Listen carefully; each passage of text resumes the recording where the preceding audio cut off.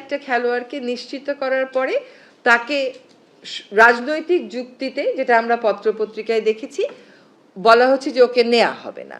তো এইরকম দুইটা দেশের মধ্যে যদি রাজনৈতিক টেনশন থাকেও বলে যে সাংস্কৃতিক এক্সচেঞ্জ, খেলাধুলা, এগুলোর মাধ্যমে এটা কমিয়ে আনা যায়। এখানে দেখা গেল সম্পূর্ণ উল্টো কাজটা করা হয়েছে। বাংলাদেশ, আমি মনে করি না এটার সাথে অর্থ উপদেষ্টা মহোদয় যেটা বলেছেন সেটা কনফ্লিক্টিং হবে, কারণ এখানে একটা সিচুয়েশন আমার জন্য তৈরি করা হয়েছে, আমাকে সেটার বিরুদ্ধে একটা ব্যবস্থা নিতে হবে, সেটার ব্যাপারে একটা ব্যবস্থা নিতে হবে। আমার তো চুপ করে বসে থাকার উপায় নেই। এরকম সিদ্ধান্তের প্রেক্ষিতে আমাদের দেশের জনগণেরও তো মনে একটা আঘাত লাগে, তাদের মধ্যেও একটা প্রতিক্রিয়া হয়। সেরকম জায়গায় আমাদেরকেও একটা অবস্থান নিতে হবে। আমরা সেই অবস্থানের আইনগত ভিত্তি এবং প্রক্রিয়া যাচাই বাছাই করছি এবং করার পরে আমরা একটা বিফিটিং পদক্ষেপ গ্রহণ করব।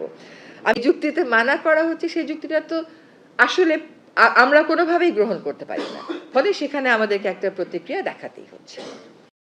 কোন যুক্তিতে মোস্তাফিজকে মানা করা হচ্ছে? খেলোয়াড়ই কোনো যুক্তিতে মানা করা হলে তো কোনো ব্যাপার ছিল না। সব ধরনের খেলার খবর পেতে সাবস্ক্রাইব করুন। সঙ্গে থাকুন খেলার পাতার।